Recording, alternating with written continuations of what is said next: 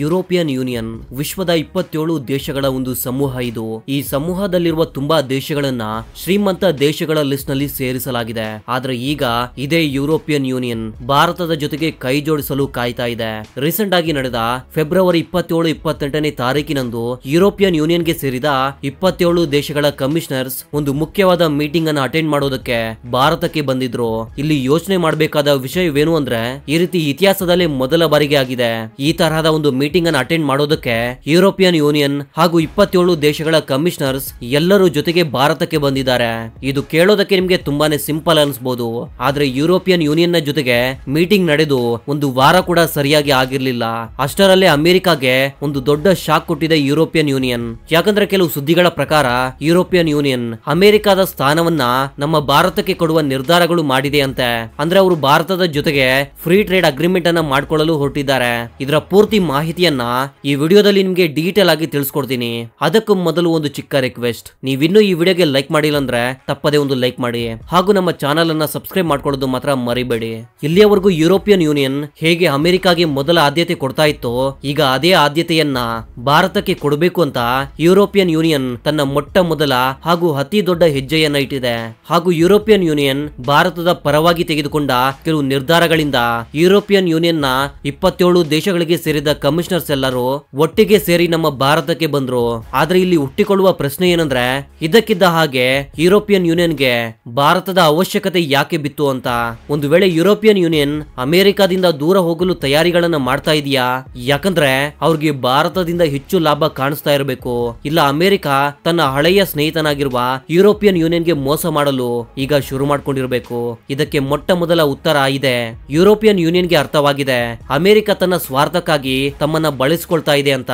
ಇದರಿಂದ ಯುರೋಪಿಯನ್ ಯೂನಿಯನ್ಗೆ ಮುಂದೆ ಬರುವ ದಿನಗಳಲ್ಲಿ ತುಂಬಾ ದೊಡ್ಡ ಮಟ್ಟದ ನಷ್ಟ ಆಗುವ ಸಾಧ್ಯತೆಗಳು ಹೆಚ್ಚಿವೆ.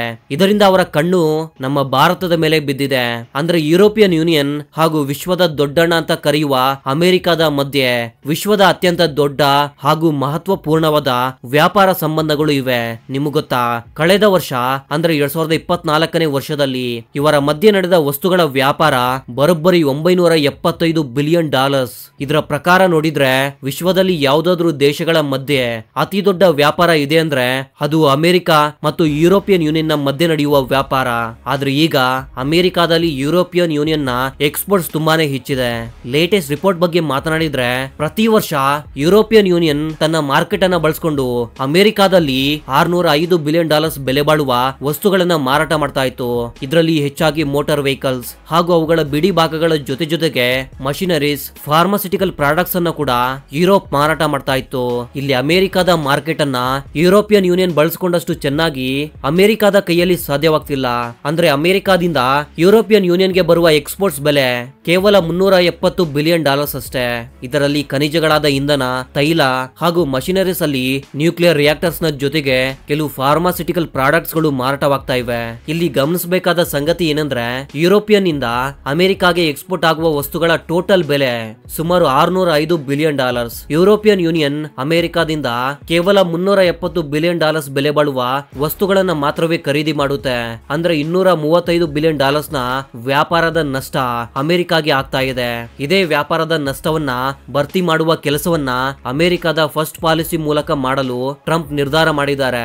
ಇದರಿಂದ ರೀಸೆಂಟ್ ಆಗಿ ಟ್ರಂಪ್ ಅವರು ಕೆನಡಾ ಹಾಗೂ ಚೀನಾದಂತಹ ಇನ್ನಿತರೆ ದೇಶಗಳ ಮೇಲೆ ಟಾರಿಫ್ ಅನ್ನ ವಿಧಿಸಿದ್ದಾರೆ. ಹಾಗೂ ಭಾರತದ ಮೇಲೆ ಕೂಡ ಟಾರಿಫ್ ಅನ್ನ ವಿಧಿಸುವ ಬೆದರಿಕೆ ಕೂಡ ಮಾಡಲಾಗಿತ್ತು. ಇದರ ಜೊತೆಗೆ ಈ ನಿರ್ಧಾರವನ್ನ ಕೂಡ ಟ್ರಂಪ್ ತೆಗೆದುಕೊಂಡಿದ್ದಾರೆ. ಯುರೋಪಿಯನ್ ಯೂನಿಯನ್ ಇಂದ ಇಂಪೋರ್ಟ್ ಆಗುವ ಪ್ರಾಡಕ್ಟ್ಸ್ ನ ಮೇಲೆ ಬರೋಬ್ಬರಿ 25% ನಷ್ಟು ಟಾರಿಫ್ ಅನ್ನ ವಿಧಿಸುವುದಾಗಿ ಅನೌನ್ಸ್ ಮಾಡಿದೆ ಅಮೆರಿಕ. ಅಂದ್ರೆ ಇದರಿಂದ ಯುರೋಪಿಯನ್ ಯೂನಿಯನ್ ಇಂದ ಅಮೆರಿಕಾಗೆ ಎಕ್ಸ್ಪೋರ್ಟ್ ಮಾಡುವ ವಸ್ತುಗಳ ಮೇಲೆ ಯುರೋಪಿಯನ್ ಎಕ್ಸ್ಪೋರ್ಟರ್ ಅಮೆರಿಕಾಗೆ ಬರೋಬ್ಬರಿ 25% ನಷ್ಟು ಹೆಚ್ಚಿನ ಟ್ಯಾಕ್ಸ್ ಅನ್ನ ಕೊಡಬೇಕಾಗಿ ಬರುತ್ತೆ. ಇದರಿಂದ ಇದ್ದಕ್ಕಿದ್ದ ಹಾಗೆ ಅಮೆರಿಕದ ಮಾರುಕಟ್ಟೆಯಲ್ಲಿ ಯುರೋಪಿಯನ್ ಪ್ರಾಡಕ್ಟ್ಸ್ ನ ಬೆಲೆ ತುಂಬಾನೇ ಏರಿಕೆ ಆಗುತ್ತೆ. ಇದರ ಪರಿಣಾಮ ಯುರೋಪ್ಗೆ ತುಂಬಾನೇ ದೊಡ್ಡ ಮಟ್ಟದಲ್ಲಿ ನಷ್ಟವಾಗುತ್ತೆ. ಇದರಿಂದ ಯುರೋಪಿಯನ್ ಯೂನಿಯನ್ ಕೂಡ ಅಮೆರಿಕದ ಜೊತೆಗಿನ ವ್ಯಾಪಾರವನ್ನ ಕಡಿಮೆ ಮಾಡಿ ಭಾರತದ ಜೊತೆಗೆ ಕೈ ಜೋಡಿಸಬೇಕು ಅಂತ ಮುಂದೆ ಬಂದಿದೆ. ಅಂದ್ರೆ ಅಮೆರಿಕದ ಸ್ಥಾನವನ್ನ ಯುರೋಪಿಯನ್ ಯೂನಿಯನ್ ಭಾರತಕ್ಕೆ ಕೊಡುವ ಯೋಚನೆಯನ್ನ ಮಾಡಿದೆ. ರೀಸೆಂಟ್ ಆಗಿ ಕಂಡಕ್ಟ್ ಮಾಡಿದ ಮೀಟಿಂಗ್ ನಲ್ಲಿ ಟ್ರೇಡ್ ಹಾಗೂ ಟೆಕ್ನಾಲಜಿ ಬಗ್ಗೆ. ಆದ್ರೆ ಇಲ್ಲಿಯವರೆಗೂ ಯುರೋಪಿಯನ್ ಯೂನಿಯನ್ ನ ಇಂತಹ ಮೀಟಿಂಗ್ಸ್ ಕೇವಲ ಅಮೆರಿಕದ ಜೊತೆಗೆ ಮಾತ್ರವೇ ಆಗ್ತಾ ಇತ್ತು. ಆದ್ರೆ ಈಗ ಭಾರತಕ್ಕೆ ಕೂಡ ಅದೇ ಸ್ಥಾನವನ್ನ ಬೆಂಬಲವನ್ನ ಯುರೋಪ್ ಕೊಡ್ತಾ ಇದೆ. ಈ ಮೀಟಿಂಗ್ ನ ಮೂಲಕ ಟೆಕ್ನಾಲಜಿ, ಡಿಜಿಟಲ್ ಕ್ಲೀನ್ ಎನರ್ಜಿ ಹಾಗೂ ಡಿಫೆನ್ಸ್ ಕಾರ್ಪೊರೇಷನ್ ನ ಮೂಲಕ ಭಾರತದ ಜೊತೆಗೆ ಒಂದು ಒಳ್ಳೆ ಸ್ನೇಹ ಸಂಬಂಧವನ್ನ ಮಾಡಲು ಯುರೋಪ್ ನೋಡ್ತಾ ಇದೆ.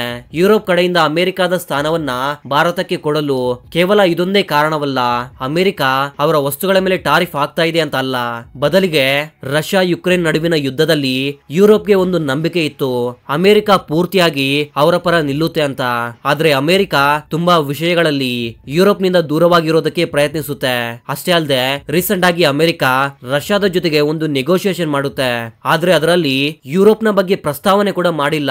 ಈ ಘಟನೆಯ ನಂತರ ಯುರೋಪ್ಗೆ ಚೆನ್ನಾಗಿ ಅರ್ಥವಾಗುತ್ತೆ ತನ್ನ ಜಿಯೋಪಾಲಿಟಿಕಲ್ ವಿಷಯದಲ್ಲಿ ಅಮೆರಿಕಾಗೆ ಹೆಚ್ಚು ಪ್ರಿಯಾರಿಟಿ ಕೊಡಬಾರದು ಅಂತ. ಇದರ ನಂತರ ಯುರೋಪ್ ನ ಬಳಿ ಎರಡು ಆಪ್ಷನ್ ಉಳ್ಕೊಂಡಿವೆ. ಅದರಲ್ಲಿ ಮೊದಲನೇದು ಚೀನಾ, ಎರಡನೆಯದು ಭಾರತ. ಸಾಮಾನ್ಯವಾಗಿ ಚೀನಾ ಯುರೋಪ್ ನ ಅತಿ ದೊಡ್ಡ ಟ್ರೇಡಿಂಗ್ ಪಾರ್ಟ್ನರ್. ಆದ್ರೆ ಈಗ ಯುರೋಪ್ ನ ಪ್ರಕಾರ ಚೀನಾ ಅವರ ಅರ್ಥ ವ್ಯವಸ್ಥೆಯನ್ನ ಹಾಗೂ ರಾಜನೀತಿಗೆ ತುಂಬಾನೇ ಅಪಾಯವಾಗಬಹುದು. ಯಾಕಂದ್ರೆ China belt and road initiative ಅಂದ್ರೆ BRI ಮೂಲಕ ಹಲವಾರು ಯುರೋಪಿಯನ್ ದೇಶಗಳನ್ನ ಸಾಲದ ಸುಳಿವಿಗೆ ಸಿಕ್ಕಿಸಿದೆ. ಜೊತೆಗೆ ಚೀನಾ ಯಾವಾಗ್ಲೂ ಯುರೋಪಿಯನ್ ಯೂನಿಯನ್ ಅನ್ನ ನಾಶ ಮಾಡುವ ಉದ್ದೇಶದಲ್ಲಿ ಇರುತ್ತೆ ಹಾಗೂ ತುಂಬಾ ದೇಶಗಳನ್ನ ಚೀನಾ ತನ್ನ ಕಡೆ ಸೆಳೆಯುವ ಪ್ರಯತ್ನಗಳು ಕೂಡ ಮಾಡ್ತಾ ಇರುತ್ತೆ. ರಷ್ಯಾ ಮತ್ತು ಯುಕ್ರೇನ್ ನ ನಡುವಿನ ಯುದ್ಧ ಹಾಗೂ ಕೋವಿಡ್ ನ ಕಾರಣದಿಂದ ಯುರೋಪ್ ನ ಅರ್ಥವ್ಯವಸ್ಥೆ ಮೇಲೆ ಪೂರ್ತಿಯಾಗಿ ಪ್ರಭಾವ ಬೀರಿದೆ. ಯುರೋಪ್ ನ ಒಂದು ರಿಪೋರ್ಟ್ ಪ್ರಕಾರ ಕೆಲವು ವರ್ಷಗಳಿಂದ ಅವರ ಆರ್ಥಿಕ ಬೆಳವಣಿಗೆ ತುಂಬಾನೇ ಕಡಿಮೆಯಾಗಿದೆ. ಇದೇ ಆರ್ಥಿಕ ಸಮಸ್ಯೆಯಿಂದ ಹೊರಬರಲು ಯುರೋಪ್ಗೆ ಒಂದು ಹೊಸ ಹಾಗೂ ನಂಬಿಕೆಯ ದೇಶ ಬೇಕಾಗಿದೆ. ಅವರ ಪ್ರಕಾರ ನಮ್ಮ ಭಾರತ ಅದಕ್ಕೆ ಸರಿಯಾದ ದೇಶ.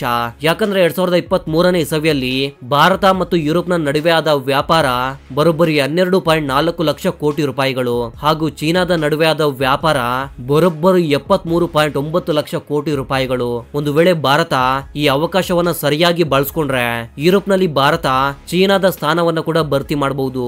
ಇದರಿಂದ ಭಾರತದಲ್ಲಿ ಎಕ್ಸ್ಪೋರ್ಟ್ ಹೆಚ್ಚಾಗುತ್ತೆ. ಭಾರತ ಮತ್ತು ಯುರೋಪಿಯನ್ ಯೂನಿಯನ್ ನ ನಡುವೆ FTA ಅಂದ್ರೆ ಫ್ರೀ ಟ್ರೇಡ್ ಅಗ್ರಿಮೆಂಟ್ ನ ಮಾತುಕತೆ ತುಂಬಾನೇ ವೇಗವಾಗಿ ನಡೀತಾ ಇದೆ.